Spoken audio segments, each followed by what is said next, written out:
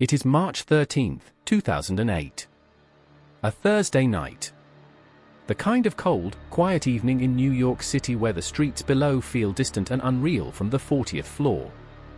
Inside the headquarters of Bear Stearns at 383 Madison Avenue, the lights are still on. They have been on for days. Executives in rumpled shirts and loosened ties are hunched over phones, over spreadsheets, over decisions that no amount of money or power seems capable of fixing. Outside those windows, the city moves on, oblivious. But inside that building, a small group of people know something that the rest of the world does not yet know. Bear Stearns is dying. Not slowly.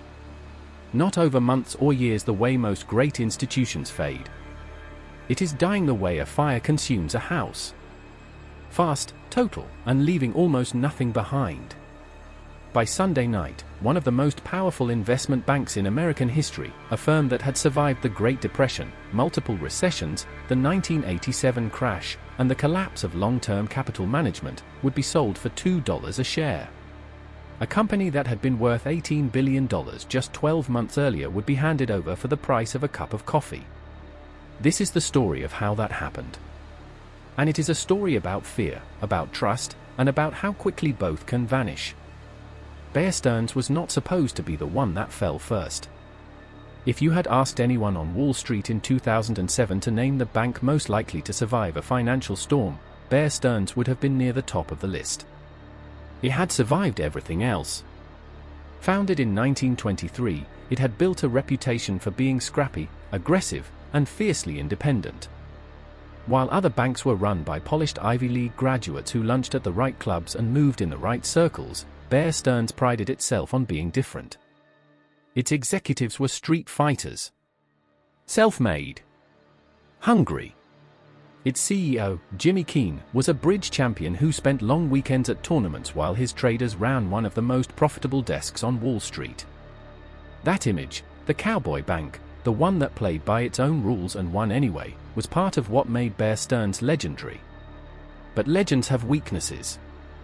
And Bear Stearns had buried its weakness deep inside something called mortgage-backed securities. In the years before 2008, Wall Street had discovered what seemed like a miracle. Banks across America were handing out home loans to people who, by any reasonable measure, could not afford them. No income verification. No meaningful down payment. Adjustable rates that would balloon years down the line. These loans were then bundled together, sliced into complex financial instruments, and sold to investors around the world as safe, reliable products rated AAA by the major credit agencies. Everyone was making money. Everyone was happy. And almost no one was asking the obvious question, what happens when the borrowers stop paying? Bear Stearns had gone deeper into this world than almost any other firm. Two of its internal hedge funds had loaded up on mortgage-backed securities with borrowed money, amplifying their potential gains and, as it turned out, amplifying their potential destruction. In June of 2007, those funds began to crack. The subprime mortgage market was softening. The value of the securities inside those funds was dropping. Investors started asking to take their money out. Bear Stearns tried to hold the line. It injected over $3 billion of its own money into one of the funds to stop a collapse. It was an extraordinary move, the kind of thing that signals to the market that a firm believes in what it owns. But the market read it differently. The market saw desperation. By July of 2007, both hedge funds had collapsed entirely, wiping out nearly $1.5 billion in investor money. Bear Stearns was humiliated. Jimmy Keane, who had been playing in a bridge tournament in Nashville while the funds melted down, was now a symbol of executive negligence. The press tore into him. Congress called for answers. The firm promised it had addressed the problem. But the rot had spread further than anyone outside the executive suite understood. Through the fall of 2007 and into early 2008, whispers moved through Wall Street like smoke under a door. Bear Stearns was more exposed than it admitted. Its balance sheet was leveraged to a degree that left almost no margin for error. For every dollar of actual capital, the firm had borrowed somewhere in the range of $30 to make investments. That kind of leverage is a rocket ship in a bull market. In a collapsing market, it is a trap. The whispers became louder in the early days of March 2008. Hedge funds and institutional investors who kept money at Bear Stearns began calling their prime brokerage contacts. Quietly. Carefully. Just asking questions. Just checking. The firm assured everyone it was fine. It had liquidity. It had capital. It had a plan. But assurances only work when people believe them. And on Wall Street, belief is not given. It is borrowed. And Bear Stearns had been borrowing belief for months. On Monday, March 10th, someone, the identity was never fully confirmed, began spreading a rumor. Bear Stearns was in trouble. Real trouble. The kind of trouble where you might not get your money back. The rumor moved at the speed of a text message. By Tuesday, clients were quietly pulling billions of dollars out of the firm. Not in a panicked rush visible to the outside world, but in a steady, relentless drain. Bear Stearns CEO Alan Schwartz, who had replaced the disgraced Jimmy Keane in January, went on CNBC on Wednesday to tell the world the firm was fine. The stock barely responded.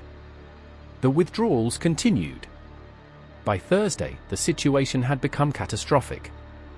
The firm's cash reserves, which had stood at $17 billion just days earlier, were evaporating. Not because Bear Stearns had made new bad investments. Not because some new disaster had struck. But because the market had simply decided it no longer trusted the firm. And in banking, trust is not a soft concept. Trust is the product. Without it, there is nothing. On Thursday night, Alan Schwartz made a call that no Wall Street CEO ever wants to make. He called Timothy Geithner, the president of the New York Federal Reserve. The message was stark. Bear Stearns would not be able to open for business Friday morning without emergency support. The firm had run out of options. What followed over the next 72 hours was one of the most intense emergency negotiations in the history of American finance.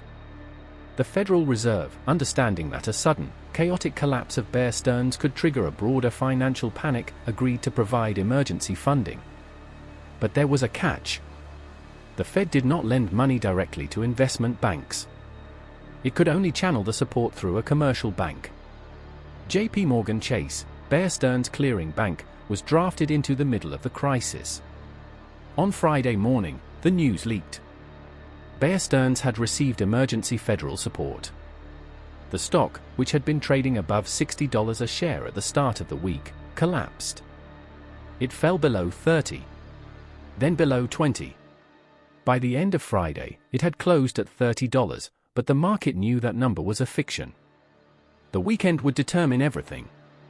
Inside J.P. Morgan, a team of hundreds of analysts worked through Friday night and into Saturday, tearing through Bear Stearns' books, trying to understand exactly what they were dealing with. What they found was staggering. The firm's assets were deeply intertwined with the toxic mortgage securities that were now impossible to value. It was not clear what Bear Stearns was worth. It was not even clear that it was worth anything at all. The calls between J.P. Morgan CEO Jamie Dimon, Treasury Secretary Hank Paulson, and Timothy Geithner were urgent and blunt. The government needed a deal done before Asian markets opened on Sunday night. If Bear Stearns collapsed in a disorderly way, the ripple effects could be devastating. Other firms were similarly exposed. Confidence in the entire financial system was already fragile. A Bear Stearns failure could be the stone that started the avalanche. Dimon was willing to buy, but not at any price. His analysts had found enough landmines in the Bear Stearns portfolio that J.P. Morgan needed protection. It needed the Federal Reserve to absorb the riskiest assets. It needed the government to stand behind the deal. And it needed a price so low that the purchase made sense regardless of what they might have missed in their frantic weekend review. On Sunday afternoon, March 16, 2008, the number was set. $2 per share. The entire firm. One of the most storied names in American finance, with 30,000 employees, global operations, and 85 years of history, sold for $2 a share. When the news broke, The reaction was one of stunned disbelief. Bear Stearns shareholders, many of them employees who had kept their savings and their retirement accounts tied up in company stock because they believed in the firm, watched their wealth reduced to almost nothing overnight. A share of Bear Stearns stock that had been worth $172 a year earlier was now worth $2. There were tears. There was fury. There were emergency shareholder meetings and accusations that the government had facilitated a theft. Under pressure from Bear Stearns shareholders threatening to block the deal, JP Morgan eventually raised its offer to $10 a share. But even that revised number was a brutal symbol of how far and how fast everything had fallen. Jimmy Keane, the bridge-playing CEO who had led the firm for years, sold his personal stake in Bear Stearns for approximately $61 million. That sounds like a staggering sum. But less than a year earlier, that same stake had been worth over $1 billion. He lost nearly $1 billion in less than 12 months. Bear Stearns ceased to exist as an independent entity. Its name was absorbed. Its building was absorbed. Its people scattered across Wall Street and beyond, carrying with them the experience of watching something enormous and seemingly permanent simply disappear. And the cruelest part of the story?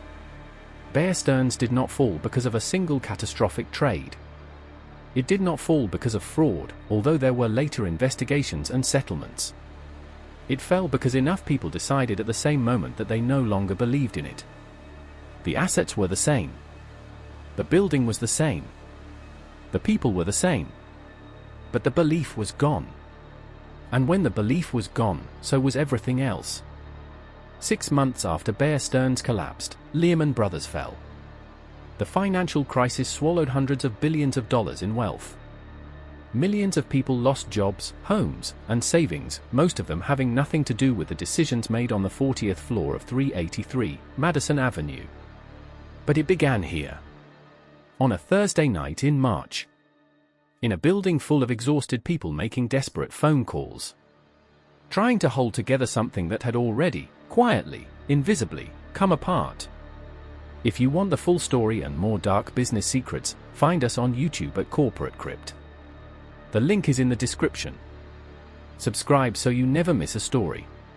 And if you want to create content like this yourself, check out the AI tools in the description below.